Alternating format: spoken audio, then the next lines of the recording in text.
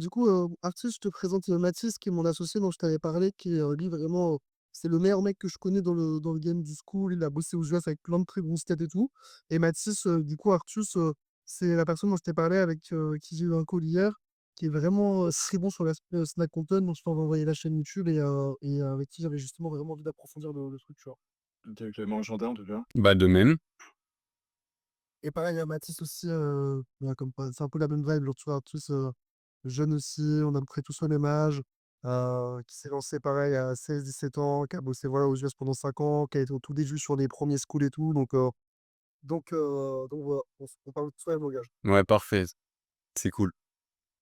Donc yes, ouais, je suis chaud par rapport un peu à la discussion qu'on avait hier, Artus, que tu me dises un petit peu comment tu voyais les choses, tout ça, ce que tu avais pu voir. Mmh. On approfondit un peu plus. Ouais, déjà, j'audite, ton écosystème actuel. Après, j'ai fait des propositions d'amélioration et après d'autres choses en plus. Mais j'ai tout mis sur papier, donc ça va être plus simple. Vas-y go. Alors, Artus, tu peux couper ton micro?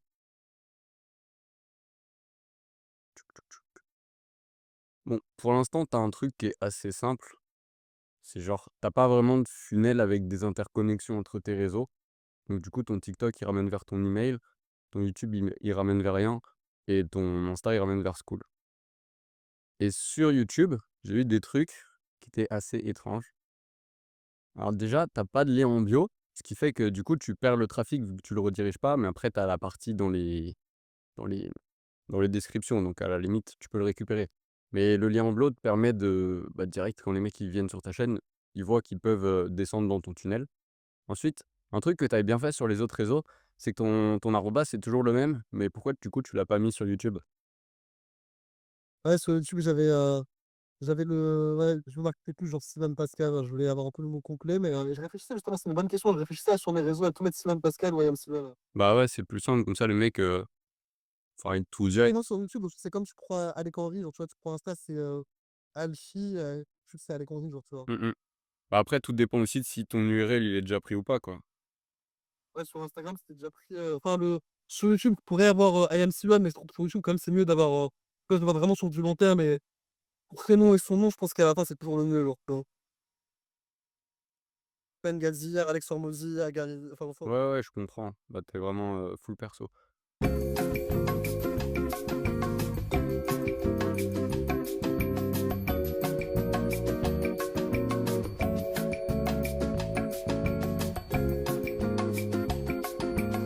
Ça, tu l'as pas mis en place? moi, c'est ce qu'on bah, c'est une très bonne remarque, c'est ce qu'on voulait faire. On était en plein script de la VSL là.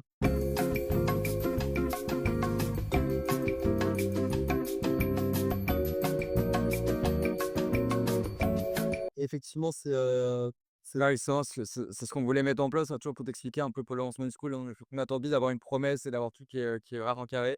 Et dès qu'on a de ça, le but, c'est de faire un peu ce que fait aussi à Louis Ski, donc c'est de mettre une VSL et après on balance tout sur le school. Mais le but, ouais, on a ça. tu dans un super pas. Après le truc qui est intéressant chez Iman, c'est que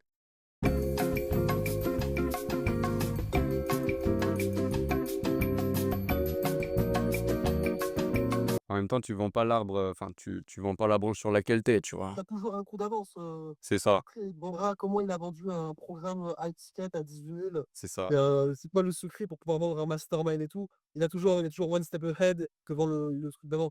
Mais ça marche parce qu'on est sur un marché qui est avant, encore le truc d'avant, donc tu peux toujours vendre le truc qui est le truc d'avant aux US vu qu'ici c'est le truc d'après, genre, tu vois? Ouais, c'est ça, il y a 3 ans d'écart à peu près. C'est ça. Mmh. Après, je trouvais que tu avais une perte de conversion potentielle parce que tu as pas de CTA clair dans tes bios, du coup. Tu vois? Pas forcément dans tes contenus et du coup, là, par exemple, tu avais une bio avec je te zoome, c'est plus simple. Heu, je sais pas si c'est un lien d'affil ou quoi. Si, je pense que c'est un lien d'affil. Ça c'était une collab avec un RSE. OK, dac. Du coup, je me disais, tu sais, quand tu es infopreneur, enfin, ou même entrepreneur du web, tu pas dans le jeu des vues pour rediriger vers de la file ou des trucs comme ça. C'est plus un truc de youtubeur, donc je me disais C'était une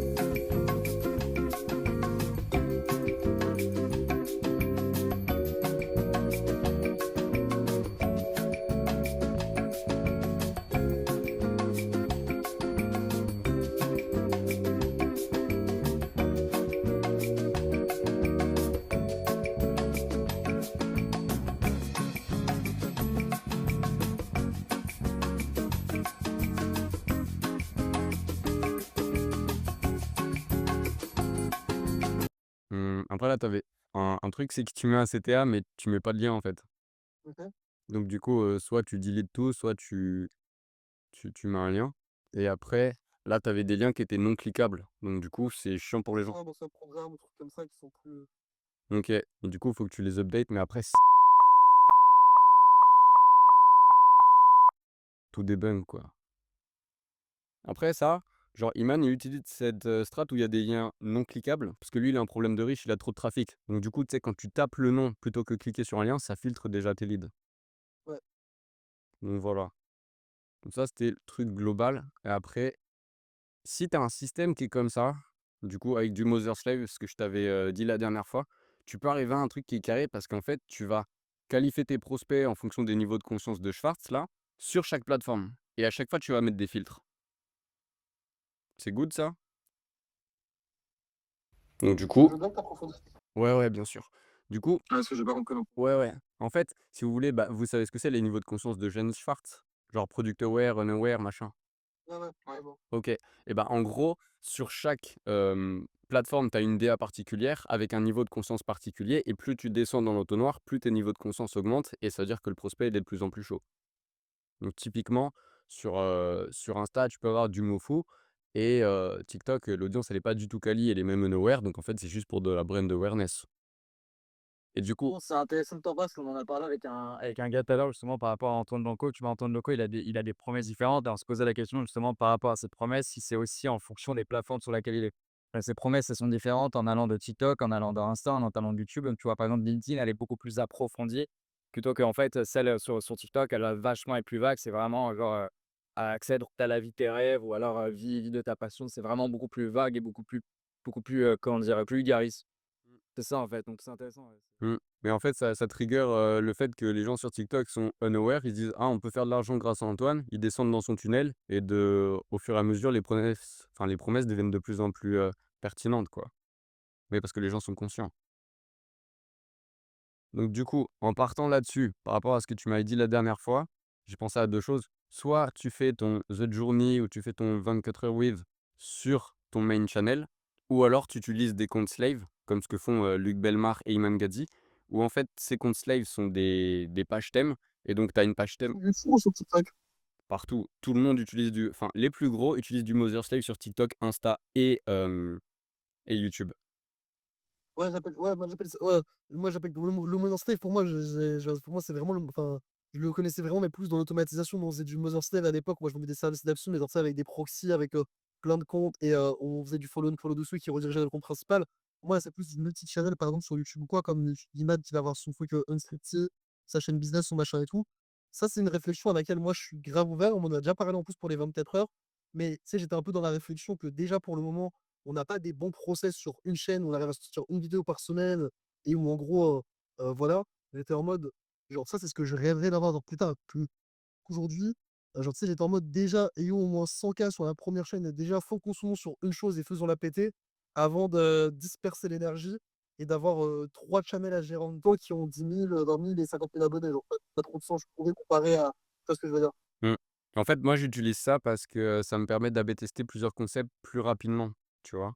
Tout en gardant une DA qui est, cohérente vis-à-vis du compte. Bah, sur du long terme, moi, je suis vraiment ouvert à ça parce que je trouve que ce que Iman a fait, c'est très fort parce qu'en soi, il a créé c'est comme s'il avait créé différents business et qu'il a différentes chaînes qui visent différentes audiences. Il a une chaîne qui veut lui ramener le trafic sur le mass market, une chaîne qui va lui permettre de revendre l'étiquette. En fait, c'est comme si vraiment il avait créé des business différents avec des systèmes à chaque fois et des teams par business et tout dessus. Donc ça, sur un peu la vision, long terme, je me projette grave dessus. Mais sur du short terme, je pense que ce serait un mauvais move de disperser par exemple les 24 heures qui sont le seul format pour l'instant qui ramène de l'attraction à la chaîne principale, tu vois? Mmh. Ouais, bah, du coup, au lieu de faire du slave, bah, tu fais que les comptes principaux, donc tu as, le funnel classique, tu vois? Celui-là. Par contre, tu vois, moi je me verrais plus avoir ma chaîne principale sur YouTube comme ça et plus tard, par exemple, why not avoir une chaîne comme un Iman qui t'apprend 8 figures pour par exemple un programme à étiquette qu'on lance qui est à 10K ou à 15K. Mmh. Bah, ça, tu le fais là, quoi. Genre pas mainstream, mais plus tofu mofu et une qui est vraiment bofu sur, bah, comme Human Business avec, personal branding, quoi. Ouais, c'est ça, genre en gros, mais voilà, mais sur la chaîne principale, tu vois, je pense que j'aurais gardé le 24 heures et cetera et tout, mais ça pourrait faire sens d'avoir une seconde chaîne. mais parce que je veux quand même que, tu vois, marketer la brand Simon Pascal, on va dire Mmh. vraiment, tu vois? Bah, surtout que là, c'est enfin, tu passes sur du mass market, donc du coup, ça ferait pas de sens de faire une chaîne business pure, quoi.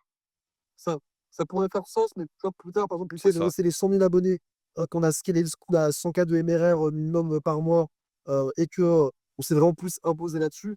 Là, je pourrais effectivement créer une seconde channel là-dessus, tu vois? Mmh mh. Après là, tu vois, je te présente la vision genre globale, tu vois? Ouais, bien sûr, bien sûr, bien sûr. Mmh. Donc après, voilà, genre, dans le meilleur des cas, tu as tout ça et en fait, du coup, même si tu as une plateforme qui pète, bah, déjà, tu fais péter tes slaves, donc tu es safe et en plus, admettons, genre TikTok se fait ban, tu as quand même le trafic de IG ou le trafic de YouTube. D'ailleurs, les gros infopreneurs, ce qu'ils font, c'est intéressant, c'est que les chaînes YouTube, il y a jamais de short dessus. De un parce que ça dilue ton audience et de 2 parce que ça fait remonter les gens dans les niveaux de conscience. Genre, tu vois, ils passent de most aware à unaware.